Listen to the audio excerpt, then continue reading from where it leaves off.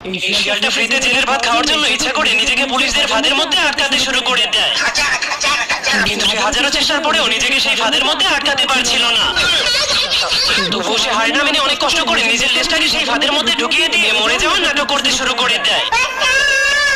তখন একজন শিকারী পুলিশ জেল থেকে বের হয়ে এসে সেই শিয়ালটাকে বলতে শুরু করে, তুমি এখানে আটকেছো কেন? এই ফাঁদটা শুধুমাত্র সিলভার কালারের শিয়ালদের জন্য। এটা বলে সে লাল শিয়ালটার মাথায় লাথি মেরে তাকে সেখান থেকে তাড়িয়ে দেয়। কিন্তু তখনই লাল শিয়ালটা সিলভার কালারের রং খুঁজে পেয়ে গেলে তার মাথায় একটা আইডিয়া চলে আসে। এজন্য সে রংগুলোকে নিজের গায়ে লাগিয়ে দিয়ে আবারও ইচ্ছা করে সেই ফাঁদের মধ্যে আটকে যায়, কারণ সে জেলখানে গিয়ে ফ্রিতে শুয়ে শুয়ে খাবার খেতে চাইছিল। এজন্য সে অনেক খুশি হয়ে জেলখানায় চলে আসে।